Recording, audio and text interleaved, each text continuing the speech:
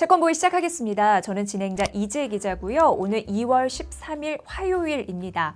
자, 명절 길다면 길고 짧다면 짧은데 어쨌든 끝이 났습니다. 이제는 일상으로 복귀하신 분들 많으실 것 같은데 그 연휴 후유증 많이들 앓으시더라고요. 피로감, 무기력함, 그 과식으로 인한 소화 불량 등등이 있는데 모쪼록 빨리 극복하셔야 될 것 같아요. 그리고 제가 늘 강조하듯이 일상에 곳곳에 행복을 배치하시면 될 것 같습니다. 그 말씀을 좀 드려야 될 것 같아요. 제가 최근에 정신과 상담을 좀 다녀왔거든요. 왜 제가 정신과에 갔는지 내일 그 이유를 공개합니다. 내일과 모레에 이어서 2편 공개해 드릴 테니까 꼭 많은 시청 부탁드릴게요. 그리고 명절 쉬는 날이라고 생각하시는 분들이 계시겠지만 아니다. 이 명절 자체가 스트레스다라고 생각하시는 분들 계시는데 이제 명절 끝이 났습니다. 그러니까 좋은 쪽으로 생각 많이 하셨으면 좋겠어요. 몸 건강도 중요한데 정신 건강이 더 중요한 요즘입니다. 아무튼 그런 부분에서는 항상 채권 부위가 그 부분까지도 좀 신경 써 드릴게요. 자, 미국의 국채금리가 4% 초반대에서 정말 강한 하방 경직성을 띄고 있습니다. 달러화도 강세 흐름을 보이고 있는데 특이한 거는 위험 자산에 대한 그 선호도는 흔들리지 않는, 그러니까 크게 흔들리지 않는 모습입니다. 그런 부분으로 지금 자금의 흐름이 이어지고 있습니다. 과연 시장은 어떤 시그널을 보내고 있는지 그 안에서 투자 전략을 세워보려고 합니다. 자, 오늘 KB증권 박준우 연구원 연결해 볼 텐데요. 이 경제지표 분석 중요합니다. 함께 만나보시죠. 연구원님. 네, 안녕하십니까. KB증권 박주입니다. 미국의 국채금리가 4% 초반대 위에서 여전히 움직임을 보고 있습니다. 최근에 미국의 경제 지표들을 보면은 좀 뚜렷한 특징이 있는 게 심리 지표들이 좀 반등하고 있는 모습이 보여요. 지난주 미국 금리가 또 전 만기에 걸쳐서 10bp 이상씩 상승했습니다. 연초 이후로 금리가 조금씩 오르는 모습을 보여주고 있고요. 당연히 경제 지표들이 대부분 그 원인을 차지를 하고 있습니다. 미국 경제 지표들의 최근 특징을 조금 살펴보자면 작년에는 굉장히 심리는 부진했습니다. 왠지 경제 침체가 올 것만 같아서 소비라든지 제조업이라든지 주택시장이라든지 대부분의 심리 지표들이 부진을 했었는데 작년 하반기에는 하드 데이터들이라고 하죠. 예를 들면 성장률이라든지 산업 생산이라든지 소매 판매라든지 이런 실제 데이터들은 굉장히 예상보다 좋았었습니다. 아까 말씀드린 작년에 굉장히 부진했던 심리 지표들이 작년 12월부터 조금씩 반등하는 모습들이 관찰이 되고 있습니다. 작년 하반기에는 하드 데이터만 서프라이즈를 보였다고 하면 지금 연초에는 하드 데이터와 소프트 데이터가 동반 강세를 보이는 것이 미국 경제 지표들의 특징이라고 할 수가 있겠습니다. 실제로 지난주에 ISM 서비스업 지수가 2월달 지표가 발표가 됐는데 시장 예상치를 큰 폭 상회하면서 2개월 연속 또 반등하는 모습을 보였었거든요. 이 서비스업뿐만이 아니라 제조업, 주택시장, 소비자 모두 한 2개월 연속 전부 다 동반 반등을 하고 있는 모습이라서 이런 부분들이 최근에 금리 상승 요인으로 작용을 하고 있습니다. 또 하나 중요했던 지표가 미국 연준에서 발표하는 은행 대출 담당자 서베이 지표가 있었습니다. 은행들이 기업들이나 소비자들에게 대출을 해줄 때 대출 태도가 어떠한지, 까다롭게 해주는지 아니면 쉽게 대출을 해주는지 이것에 대한 서베이 지표인데요. 올해 1분기 서베이 지표는 은행들이 전분기 대비해서는 은행 대출을 그래도 조금 원활하게 해주고 있는 것으로 보여집니다. 근데 이 대출 태도라는 것은 다른 경제 지표들에 선행하는 측면들이 있습니다. 무슨 말이냐면 작년에 은행들이 워낙 보수적으로 대출을 집행을 했기 때문에 그 영향이 올해도 계속 영향을 미치는 것으로서 좀 봐야 될 것 같고요. 일부 대출에 의존한 시장들은 대출에 의존한 기업이나 가게들은 사실 경제 환경이 녹록지 않은 상황이지만 그 외에 기업과 가게들은 심리들이 지금 좀 살아나고 있는 상황이라고 볼 수가 있겠습니다. 전반적으로 미국 경제는 고금리 환경에도 양호한 성장세 그리고 양호한 심리 상태를 보이고 있다고 요약을 할 수가 있겠습니다.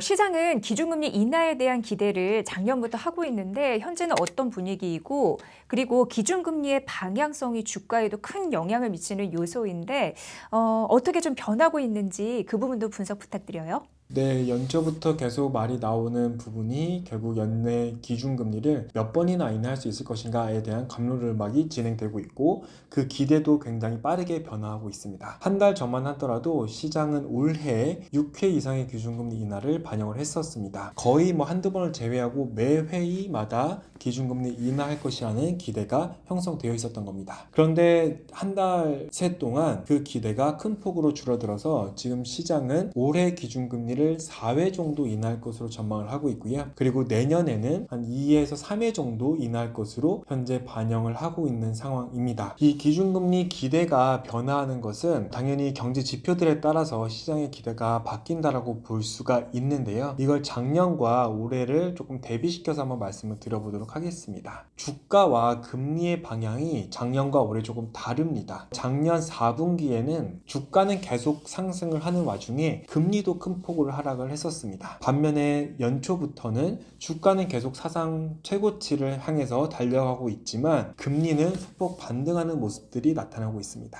작년에는 금리와 주가가 반대 방향이었다고 하면 올해는 약간 같은 방향으로 가고 있는 모습입니다. 이것을 매크로 환경과 조금 연결 지어서 설명을 드려보자면 작년에는 흔히 말하는 소프트 랜딩 기대가 굉장히 컸었습니다. 소프트 랜딩 기대라고 하는 것은 인플레이션이 큰 침체 없이 잘 낮아지는 것을 의미를 합니다. 인플레이션이 낮아지니까 당연히 금리도 낮아지고요. 금리가 낮아짐으로써 주가가 반등하는 그런 현상들이 작년에 11월, 12월 달 동안 강하게 나타났다라고 설명을 드릴 수가 있겠습니다.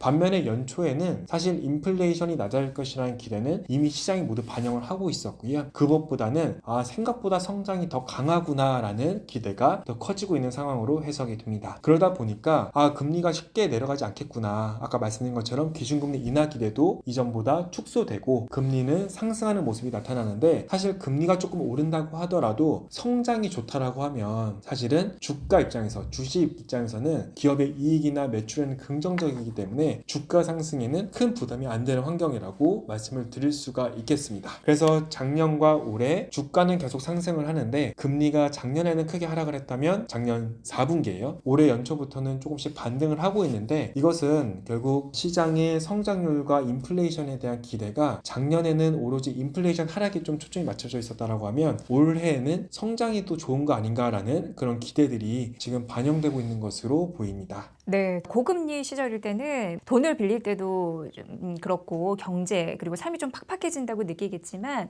어찌 보면은 미국 기준금리가 올라간다는 건 또 일 측면에서는 아예 나쁜 건 아니다. 왜냐하면 그만큼 경제가 성장하고 있는 방증이다. 이렇게 좀 느낄 수도 있는 거네요.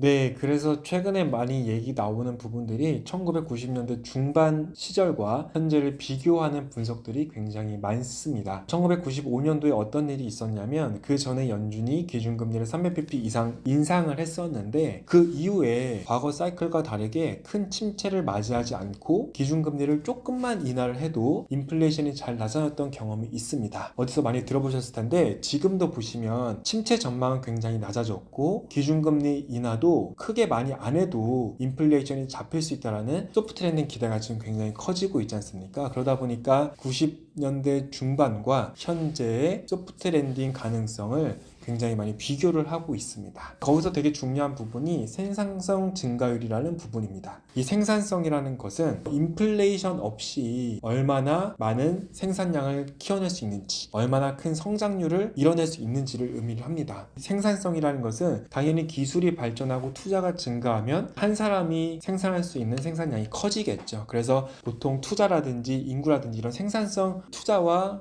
혁신 같은 것들이 생산성에 중요한 영향을 미칩니다. 90년대 중반에는 ICT, 정보기술 산업이 발전을 하면서 생산성이 급격하게 증가를 하면서 성장도 좋고 인플레이션이 낮아지는 중앙은행 입장에서는 굉장히 만족할 만한 경기 결과를 얻을 수 있었는데, 지금도 조금 닮은 측면들이 있습니다. AI 기술 투자가 늘어나면서 혁신에 대한 기대가 커지고 있다는 점, 실제 데이터들도 미국의 생산성 증가율이 최근 3개분기 동안 큰 폭으로 상승한 점들이 인플레이션이 높아지지 않으면서, 인플레이션이 잘 낮아지면서 성장률도 어느 정도 유지를 할 수 있는 이러한 환경을 조성해 나가고 있는 것이 아니냐라는 기대감이 커지고 있는 상황이라고 보이고요. 이렇게 된다라고 하면 국채금리의 영향은 사실은 큰 폭으로 하락하기가 굉장히 어려울 것으로 예상이 됩니다. 당분간은 미국 경제가 지표가 좋으면 좋을수록 미국 경제 생산성이 좋아지는 거 아닐까? 인플레이션이 낮아진다고 하더라도 큰 침체가 없다라고 하면 연준이 기준금리를 크게 인하할 필요가 없기 때문에 시장금리도 큰 폭으로 하락할 여지는 현재로서는 조금 낮아 보입니다. 그래서 저희는 미국 10년물 금리가 4% 수준에서 올해 등락할 것으로 전망을 하고 있고, 지금 10년물 금리가 4.2%가 조금 안 되는 수준이다 보니까 사실은 하락한다고 하더라도 50bp 이상 이렇게 하락하기는 좀 어렵고, 올해 금리 하락폭은 조금 보수적으로 바라봐야 되지 않을까 이렇게 생각을 하고 있습니다.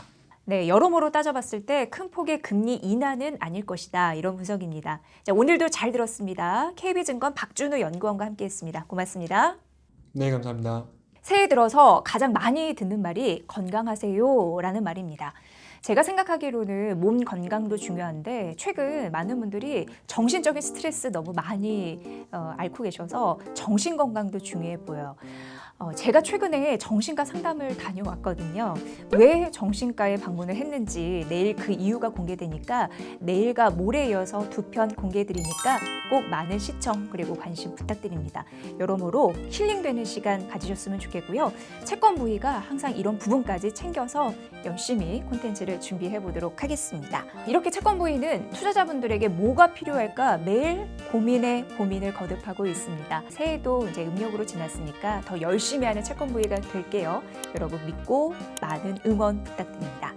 채권으로 경제적 자유를 실현하는 그날까지 오늘도 내일도 열심히 저희는 출동할게요. 한 주 화이팅입니다.